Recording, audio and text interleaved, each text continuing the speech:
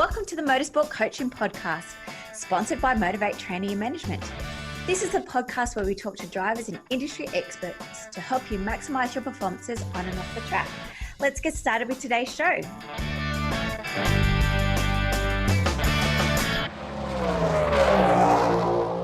Hello, everybody, and welcome to episode 66 of the Motorsport Coaching Podcast. I am your host, Belinda Risley, and today I am joined by Vijay.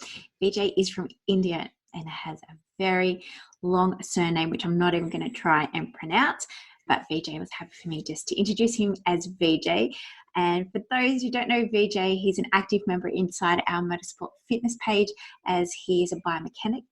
He currently is on a research scholar doing kinesiology and biomechanics. He's a certified personal trainer for the National Academy of Sports Medicine, and he's the biomechanics method corrective exercise specialist. Wow, that is a tongue tie.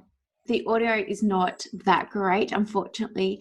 The internet, this is at the start of the CV19, so hopefully you get the gist of what Vijay and I were discussing. And again, if you haven't already run over and join our Motorsport Fitness group on Facebook, just either go to our main page at Motivate Training, scroll down to our groups and head across to our Motorsport Fitness, where we specifically work around obviously motorsports for fitness training and nutrition as well as mindset. The link to that group will also be in today's show notes. So let's get started. So hello Vijay and welcome to the Motorsport Coaching Podcast. Hi Belinda, thank you for having me here, and it's a good feeling. Yeah, well, it's talk to you guys. First time we've had someone from India, so welcome. Guys and girls, what do you do over there? I'm actually a research scholar in the field of biomechanics and kinesiology.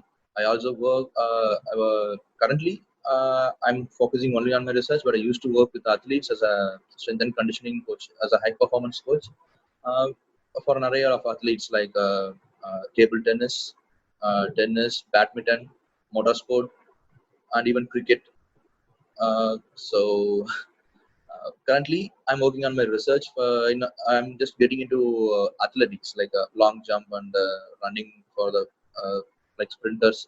So I'm working on a thesis by studying their muscle morphology, muscle profile for long jumpers.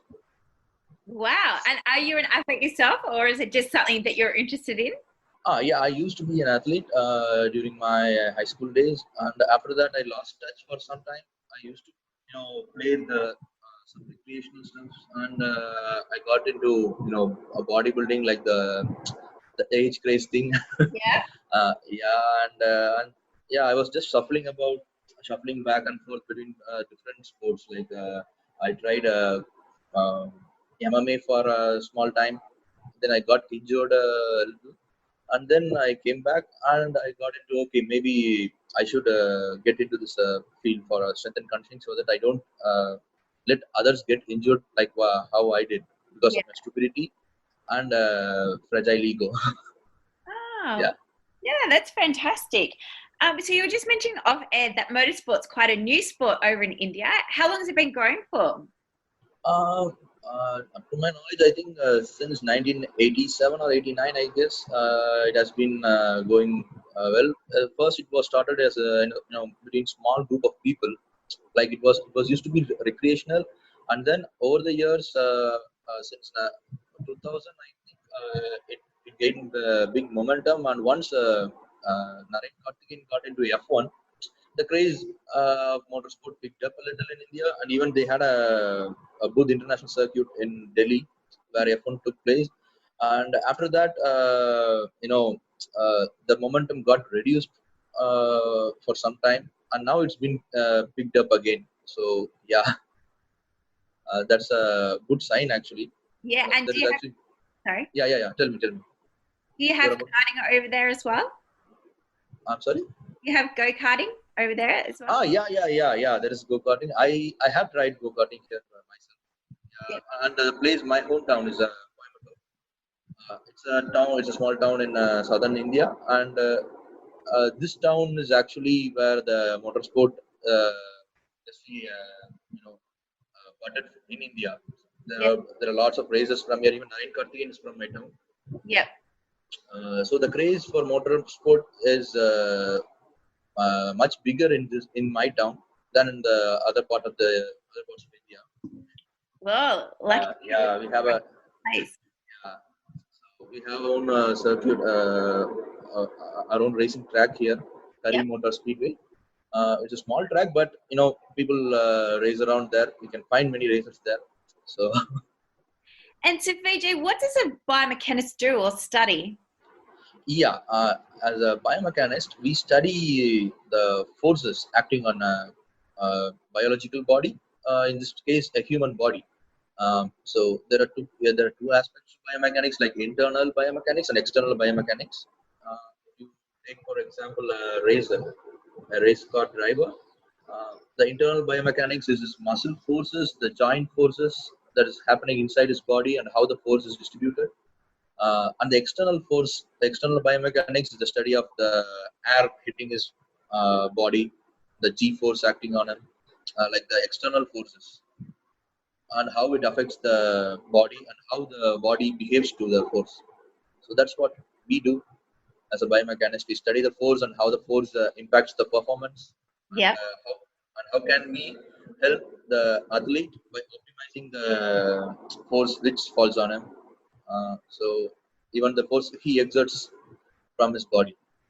Oh, I so love all of this stuff. As you know, I'm an exercise physiologist, and Yeah, last week we were at the Australian Grand Prix. I was just going, oh, I want to get some best, and I was really looking at like the data from the mechanical point of view, and I was like, oh, I'd love to have a screen where I can see what the drivers are doing as far as sweat, heart rate, reaction movements, and stuff like that. And I was just, when I came home from the track on Friday night, I was online. I was trying to find some like data vests, but I couldn't find any. There's a lot of vests around there, like running kilometers. But as far as like data, exactly what you're saying about the G forces and braking and reaction time and stuff like that, we definitely need to make one. So keep me posted if you find anyone. As I said, I did. Yeah. Really No, fun. yes. Seriously. Actually, I was working with my university. We are working on a new center of excellence in biomechanics. I helped them design the lab.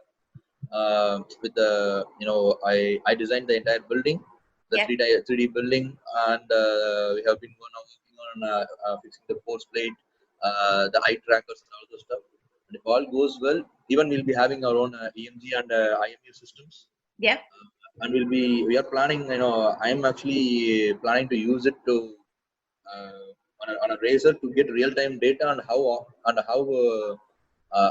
well we can use it. That's the main thing, because of the distance travel from the source computer to the EMGs, how quality the data is obtained and all those stuff we have to study. But I'm planning to do maybe by next year. You'll be I can provide you with some data, like how good is the thing we are getting, all the EMG and ECG data, because Razer obviously it loses around average 3 to 6 kgs when the races in international races.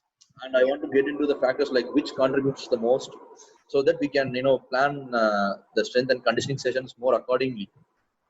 Right now I am doing by referring few books, and by my own common sense, and by getting the inputs from the drivers, like what do you feel, what do you guys feel, and how can I help you. So it's all trial and error method. But I want to uh, go into a more professional and evidence based method for a long run. uh, that will be obtained if I do my own research. I can get more clarity in what is happening, and how my strength program affects the athlete in good or bad ways. So yeah, I'm looking forward to that. I'll even uh, you can I'll share the updates in my LinkedIn profile. Yeah. Uh, yeah, I even posted around about the lab, I guess. But yeah, the lab is currently now, due to this pandemic, it's all on a hold for now. But Yeah. The whole world was stopped. yeah, that's So Vijay, you did state that you do some strength and conditioning with drivers. What kind of strength work should drivers be doing? And when you say drivers, what kind of drivers? Are they open wheel or tin top drivers that you yeah. we first mainly focus on the posterior chain for the racers because as a racer they're always exposed to spinal flexion, and their posterior chains are often very stiff when compared to other sport people and even normal population, especially their neck. You can see their neck popping up, Yeah. popping out front. Yeah. So even for starting level athletes, the beginner level athletes, we'll be focusing on the posterior chain workouts. We'll be focusing on the stability of the posterior chain and the neck muscles as a whole. We'll be giving them, uh, the all the banded workouts for their necks.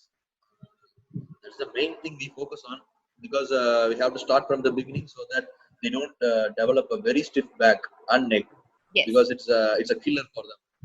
They have to sit in the car for around 2 or 3 years in an average, or in a bike, and that shouldn't affect their performance. And So yeah, posterior chain is the main thing we concentrate on for now. Entire posterior chain. They'll be, obviously having tight glutes because of the constant sitting, and that too in the high speed environment. And the next thing is the focusing. I focus on high speed physiology, how the physiology changes in the speed, especially during vibration and all those stuff. So the endurance training and the VO2 max training is I focus on them too. But VO2 max training needs proper physiological assessment so that we can measure the improvement in a more qualitative way. great. And when you talk about posterior chain, Yeah, I understand what you're talking about. yeah, But yeah. Okay, yeah. for the normal layman person, can you explain what is the posterior chain? Yeah. What exercises does that include? Okay. Yeah, the posterior chain refers to the back side, the rear side of the body, like the neck, the back, the glutes, the hamstrings, even the calf muscle for example. See all these muscles, because as driver sits, he's actually in this position. Consider this will be the back of his body. This is the front side of his body, and his body is in a flexed position. So the posterior chain is always flexed. Flexed as in the posterior chain is actually extended. So it will be overextended, and his posture, if he keeps working on his race, if he keeps doing the race for a long time, his natural posture, his erect posture will be like this. Uh, the posture changes. So to counteract that, we have to work on the backside of his body, the rear side of his body, and get him back to his stable posture. So that's the main aspect for a strength and conditioning coach. And then this is the elementary stuff, and we have to build up on this, and then we have to get him stronger, and we have to make him or her, sorry, we have to make the athlete to sustain the awkward position, the riding position for a longer time without affecting his performance. Cool. Yeah. So, like with our programs here at Motivate, our online programs, we've got the ability to do an online postural analysis. So we just get them to take the photos, and then our system actually puts all the lines in. So from our perspective, we can analyze their posture without actually having to meet with them face to face. And then, with our VO2 testing, again, we kind of just do a slightly condensed version of that fitness-wise, but we also have affiliate providers throughout Australia that can actually provide that VO2 testing, which is not fun. Exactly. Awesome. I forgot what I was going to say there. To the training session. Yeah. So, how many times a week should an athlete train full start? I was just having a conversation with our sports dietitian before, and still a lot of the motorsport competitors don't see themselves to be an athlete. So maybe for someone who does work constantly with other athletes, at what point do you go from being a hobbyist competitor to becoming an athlete? Yeah. So when the person is serious himself, because they have to dedicate themselves. That's the first thing. A recreational athletes, there will be a difference from professional to recreational, because recreational people, they don't uh, treat the sessions, the strength session especially, seriously. They'll be, they won't be dedicated like the ones who have vision. You can easily find out like which person is serious, so that we can work on them, because if we give, he'll, uh, Yeah. follow the workout session. They will work out like what we tell them to, even the following the correct periodization and the rest time. So that person are the ones will be, interested to work ourselves, because we can see the results like how we intended. So other people, recreation people, they follow the schedule for 1 week, and the next week they'll be, zip and zap. They'll become Yeah. yeah. That's the other thing. Uh, but yeah, the my workout time, I prefer actually 3 days. 3 days as in skipping 1 day for, a long run. So totally 4 days of workout, and the other 3 days I'll be asking them to do, basic stretches. Yep. Yeah, so basic stretches will be there as a part of daily routine. The and that the 3 sessions, in that 3 session, one will be as completely strength training, uh, and the second session will be in mobility and stability training, especially for the, specific to the race they are in. If Yep. they're if they're in car races, I'll be asking to, I'll be more focused on their scapular stability and all those stuff. And for motorbikes, it will be a bit different, where shoulder stability is the key factor there too. But it will be focused on bilateral and unilateral training and all that stuff. Yeah. And the third day will be high intensity training. So we'll be, exposing them to HIIT training. We call it as hybrid training. Hybrid. Yep. Yeah. So that's one thing. And preferably Saturday or Sunday, I'll be asking them to go for a 5K run. uh, if they can finish the 5K easier in a very, if they don't sweat that much after 5K, I'll be increasing to either 7.5 or 10K. Yeah. Yeah, so it will be like they should feel like they're working less, but their performance should be increasing in a slower way. And once they feel that no, this is not enough, I want to do more, and then we'll be increasing the session. Yeah. Because why we give 4 days rest period is because they have to focus on the race, because for them that is the main event. So we'll be asking them to work on their work on a real life scenario on the on the uh, on the driving seat, and Yep. then they can improve their performance in that, because it's a sport specific training. Yes. We can't get a simulated car and ask them to create a virtual simulation for them. So we had, for 3 days of training, and one is for a completely cardio workout, 5K.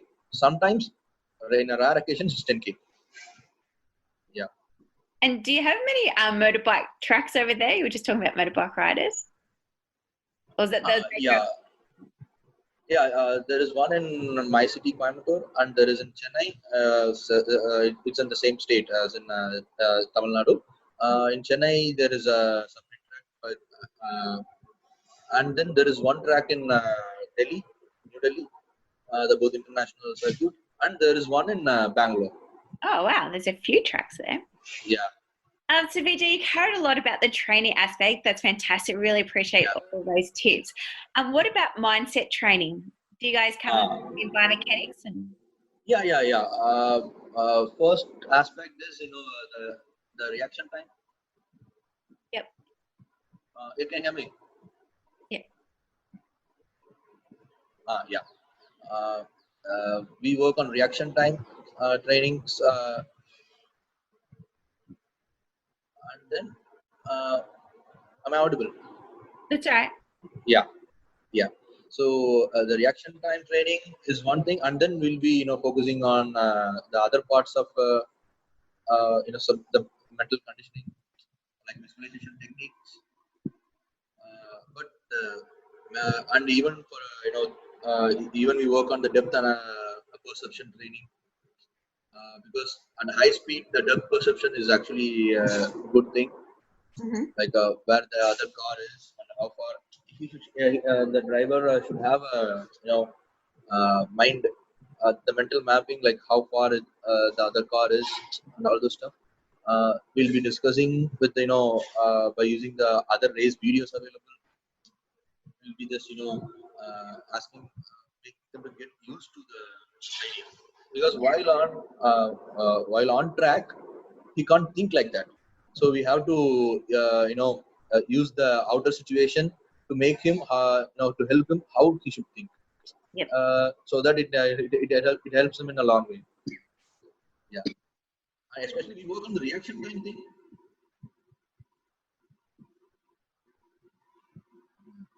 Okay. So we work on the reaction time thing, because reaction time is a very essential part of the training, like the hand and eye coordination is most important aspect in any sport, especially in motorsport, because of the high speed environment we are involved in. So the reaction time training is the most focused part for a racer. Yes, very important time. Yeah, and also the field of view, Mm-hmm. like how the athlete's field of view is, how much the how, like what to say, how much degree of the viewing side is he's the athlete is more active. Yes. Some people will be active in this range, like 120-degree range. There will be some people beyond that 120-degree range, they won't much focus on that. So we'll be also studying the field of view. So do you do a lot of vision training? No, now we have been doing only a small level of training, because once the what is it, the level of the racing goes up, we can focus on that. Yeah. If we focus on now, there'll be come on, focus on the strength part and all those stuff. This comes later, because I have my own principle where the mental conditioning, Yep. strength and physical conditioning helps the it's I see both of them as a proportional thing, like one grows, the other grows. Yep. Yeah, once when you reach your maximum physical potential, and then apart from that, you can raise your mental conditioning a bit above that. So that, yeah, only then we can focus more on focus 100% on mental conditioning, on mental peak, so that uh, we can work on the performance on that, because beyond a certain limit your physical strength will be stopped. Plateau. Yeah. Yeah, but your mental strength won't stop at some time. It can grow. So and when the physical strength is limited or stopped, and that time I can focus on your the mental aspect more, focused training for that, so that he doesn't think his body is actually fragile or something. Awesome. Yeah. Love it. So exciting. Thank you. It must be so fun to work in every day. Yeah. One great thing about having an online business and training, we can operate all the other bad things that I miss that hands-on working with the athlete. So hopefully once all this subsides, I can get back to doing some face-to-face training. Yeah, sure. And even a collaboration with other people, the peers and other strength coaches, it will be more interesting too. We can always learn things from each other. We can pick up few things from each other. It will help grow each other in a positive way. Yeah. Hopefully. Of course. And so Vijay, you gave some great tips on getting started with training today. So I really appreciate that. Do you have any other resources that you can refer people to if they're wanting to learn more about biomechanical training and how it can affect performance? I think the Red Bull racing guys, they have proper information regarding the training. I find them good. The Red Bull Racing, yep. Yeah, they have a good, proper scheduling, proper schedule strength coaching and fitness regime. Yep. I find them good, but apart from that, I also have, came across this book. I'm not sure if it's available all the time. The Science of Motorsport. I'm sorry, I forgot the author's name. Yeah, I've got that. Yeah. That book is a pretty good start. For the scientific staff and other people too, to get into the science behind the motorsport. That's about it. That's the thing. There are some good information, some not so good information. But the Red Bull Racing has something. They have a decent standard in terms of that. And of course, the other thing I look up to is your motivate. Well, Yeah. They have that motorsport fitness page, the motorsport. Yeah, exactly. Because the Red Bull Racing. Yeah, you're quite a group in general. If you've got any extra research that you've learned or any. Yeah, sure. No, I'm working on it. I don't want to just share other people's work alone. I want to publish my own writings too. So I'm just working on it. But I'm just I have unfortunately I have too much on my plate right now. I have kept my 4 limbs on 4 different directions. So at least one point I wanted to contribute a lot in your page too. Yes. So hopefully we can make it happen soon. Yeah.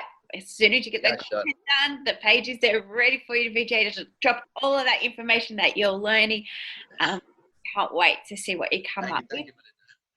We really appreciate your time today, Vijay. As said, it was great to hear how to get started doing a fitness training program as a motorsport competitor.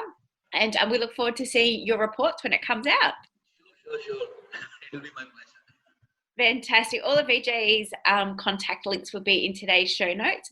And I'll also add the link for the Red Bull Racing if you want to follow that, if you wanted to join the Motorsport Fitness group, and also the link for the Science of Motorsport book. I'm pretty sure you can grab it on Amazon. Anyway, thanks, Vijay, for your time. We'll speak to you soon. Yeah, thank you. Well, thanks everyone for listening to this week's show. I really hope you enjoyed that one as much as I did. Now, remember, all the show notes with the links and the specials mentioned in today's show are available over at motivatetraining.com.au. If you haven't already, I'd really appreciate it if you could head to iTunes or Stitcher, type in Motorsport Coaching, subscribe, and leave us a review. Each week, I'll read them out and you'll go into monthly draw to win a fantastic prize. If you have any questions or comments, please email us at motivatetraining.com.au or head over to our Facebook page at Motivate to Tea. Until next time, take care.